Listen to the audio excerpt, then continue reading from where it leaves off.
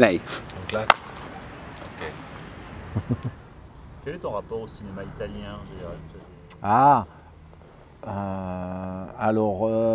en fait, c'est marrant parce que moi, j'ai beaucoup aimé Fellini dans les années 80, au début de ma, enfin, au début où j'aimais aller au cinéma. Effectivement, j'aimais beaucoup les films de Fellini, mais pour leur part onirique, leur part grand cirque.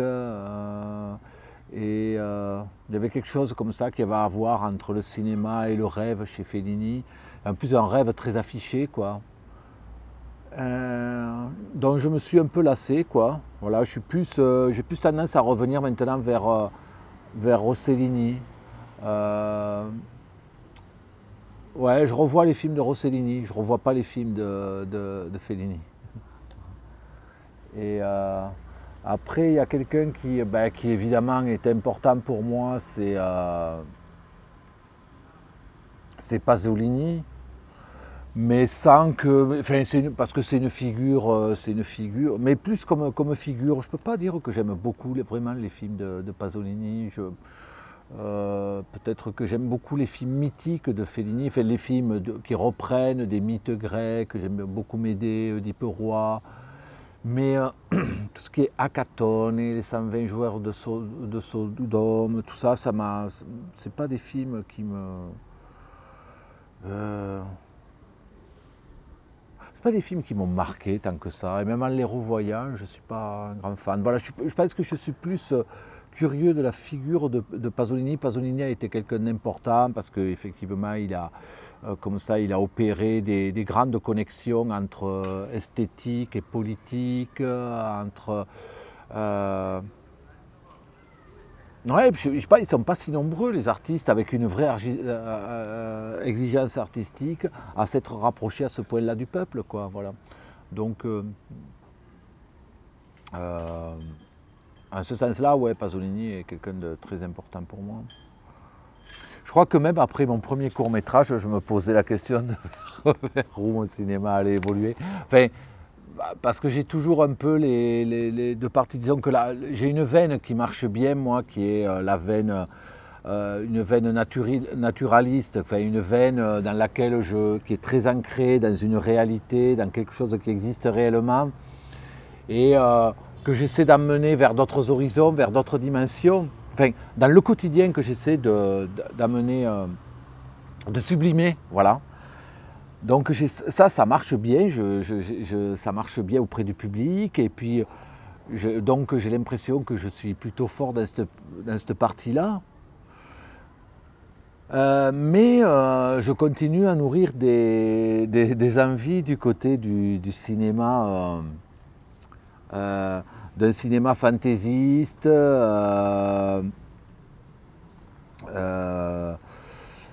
et même d'un cinéma un peu éclaté, quoi. Voilà,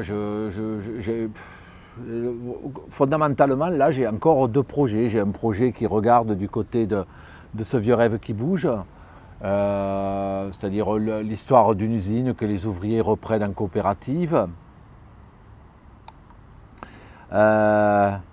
Mais sur fond de romantisme affiché aussi, quoi, parce que... et puis, j'ai un autre projet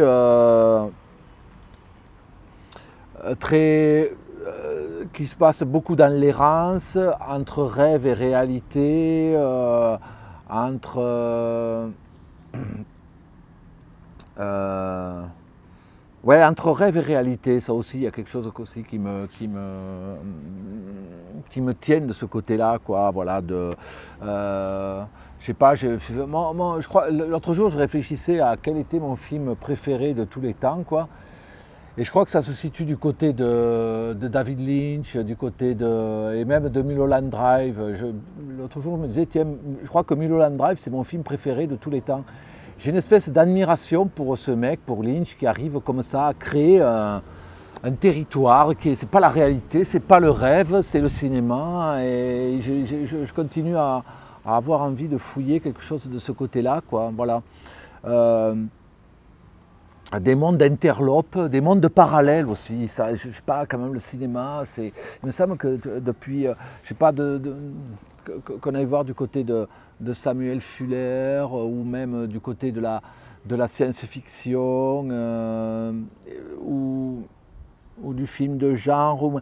Je ne sais pas, le cinéma qui me plaît finalement est beaucoup un cinéma du monde parallèle, des mondes parallèles, quoi. Voilà. Qui sont là à côté de nous, quoi. Mais, et voilà, ça va beaucoup avec l'invention. Donc je pense que je vais continuer à avancer sur deux jambes. De toute façon, on avance toujours un peu sur deux jambes. Enfin, si je peux éviter les béquilles, ça serait pas mal, quoi. Alors, mon roman s'appelle « Ici commence la nuit ». Ça doit être pas mal en italien, ça. Attends. Qui comincia la notte. Voilà, qui comincia la notte.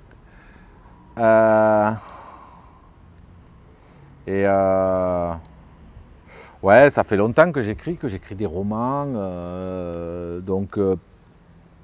Ça fait plusieurs romans que j'ai écrits, c'est le premier qui va être publié. Donc c'est un grand moment pour moi.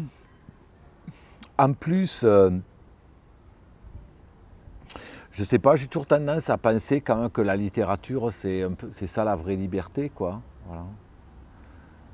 Il n'y a pas besoin d'aller chercher un budget, il n'y a pas besoin d'aller chercher des comédiennes, d'aller chercher des décors, enfin, que tout ça se fait beaucoup plus simplement, on est beaucoup plus... Normalement, c'est ça qui offrirait le plus de latitude, le plus comment dirais-je même,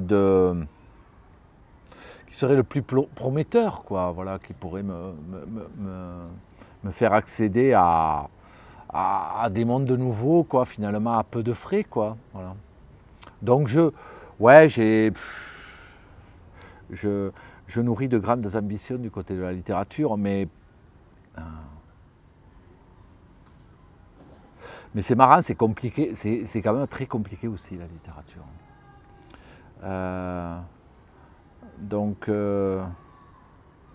C'est très compliqué et je crois que c'est très compliqué aussi parce que la littérature, il y a une longue histoire derrière nous. Je sais pas, derrière nous, il y a des gens comme Sophocle, Shakespeare, Dostoïevski, Rabelais, Céline, Proust, et que on se dit qu'est-ce que je vais amener de nouveau, quoi, après tout ça. Alors le cinéma, effectivement, on peut me dire, ouais, enfin, il y a Robert Bresson, il y a eu Eisenstein, il y a eu John Ford, il y a eu du beau monde aussi, quoi. Mais je sais pas, il me semble qu'il y a encore des espaces, quoi, que tout n'a pas été exploré. Mais des fois, je rêve un peu de ça, ouais. Je me dis, être écrivain, c'est la liberté totale. On peut habiter à Valparaiso, voilà, à Palerme. On peut habiter où on veut. Il n'y a pas besoin. Déjà, ça aussi, c'est moi un vrai souci aussi dans ma vie de cinéaste, c'est ça, c'est qu'il faut aller à Paris, quoi. Faut aller à Paris, pour moi, c'est.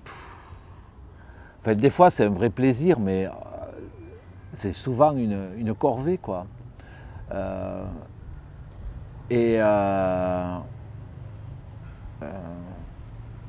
Ouais, ça c'est vrai que ça fait partie des gros problèmes du cinéma, quoi. Donc effectivement, ouais, des fois je me dis, tiens, là, j'aimerais bien vivre de la littérature, en fait. Non, en plus, oui, bon, de toute façon, moi je suis assez d'accord avec cette idée que le cinéma, enfin, je pense pas que le cinéma puisse changer le monde, quoi. Et comme disait Avi Mograbi, une fois à un débat dernièrement auquel j'ai assisté avec lui, et il disait heureusement, le cinéma ne peut pas changer le monde, et heureusement, parce que quand on voit les blockbusters américains, on se dit ça serait quoi le monde débile qu'on aurait, lequel on vivrait, quoi, si ça pouvait changer le monde. Donc c'est marrant parce que moi je dissocie un peu les deux, en fait. Bon, d'une part, je m'aperçois que quand même, avec le cinéma, je me suis embourgeoisé, et qu'en m'embourgeoisant, je m'occupe quand même de moins en moins d'affaires politiques. Enfin, je trouve que je suis beaucoup moins investi là-dedans, beaucoup moins militant. ça va avec mon embourgeoisement, mais ça va aussi avec un certain désabus. Et puis je pense que ça va avec un désinvestissement général, quoi. Enfin, je veux dire, à côté de moi aussi, je vois les gens se désinvestissent. Et puis après, je pense que c'est deux choses que je dissocie aussi. C'est-à-dire que, enfin non, je ne les dissocie pas. Disons que le cinéma ou la littérature, ça va au-delà de tout ça, quoi. Voilà. Je commence à faire du cinéma là où je m'arrête en tant que militant politique, quoi. Voilà. En tant que militant, je m'occupe de la vie de tous les jours, voilà, de qu'est-ce que ça serait que régler la misère dans le monde, qu'est-ce que ça serait de répartir, de trouver un système, voilà, durable et qui ne lèse personne, quoi. Voilà, ça m'intéresse. En tant que cinéaste ou en tant qu'écrivain, ce qui m'intéresse, c'est de parler effectivement de l'impossible, de l'utopique, de ce qui n'existe pas, d'essayer de travailler dans les... Oui, vraiment dans ce qui est l'utopie, c'est-à-dire dans un ailleurs, dans l'idée de cultiver un ailleurs qui n'existe pas, qu'on a tous besoin quelque part dans un coin de sa tête et dont on a tous besoin pour exister, mais quelque chose d'inatteignable, quoi. Voilà. Et s'il y avait une distinction chez toi, non? Il y avait une espèce de réalisme politique? Oui, je pense que en termes politiques, je suis dans le réalisme. Ouais. Oui, puisque bon, il s'agit quand même de la politique. Dans la politique, il s'agit de faire s'accorder, de faire vivre ensemble les êtres humains, de les accorder dans leurs rapports économiques et sociaux, quoi. Donc après, voilà, je sais pas, le cinéma, c'est aussi ça, quoi. Enfin, pour moi, c'est aussi une façon de jouer avec tout ça, quoi, entre ce que j'ai, ce que je voudrais, ce qui est vrai, ce qui est faux, ce qui est vrai tout en ayant l'air faux, ce qui est faux tout en ayant l'air vrai. Voilà. La Dourougne, c'est un bon exemple de tout ça, je pense. La Dourougne, c'est, comment dirais-je, c'est pas très dur à aller chercher, c'est une racine. Je veux dire, au Tibet, les mecs ils vont cueillir le Yarsagumba, qui est un truc, on ne sait pas si c'est un insecte ou un animal, si c'est insecte ou végétal. C'est des espèces de trucs, là, comme des phasmes, et ils cueillent ça, les mecs, et ils vont vendre ça aux riches, parce que ça a des vertus aphrodisiaques, aphrodisiaques, et puis en plus, ça rend... et dopante, et pas que sexuellement, quoi. Je veux dire physiquement, intellectuellement. Ben, la Dourougne, voilà, c'est un peu le Yarsagumba du sud-ouest, quoi, voilà. Et en même temps, voilà, tu fais un mix de tout ce dont on rêve, tout ce à quoi on aspire. C'est-à-dire de l'EPO, du Viagra, tu le mets là-dedans, tu le fais bio, et c'est la Dourougne. Voilà. Donc,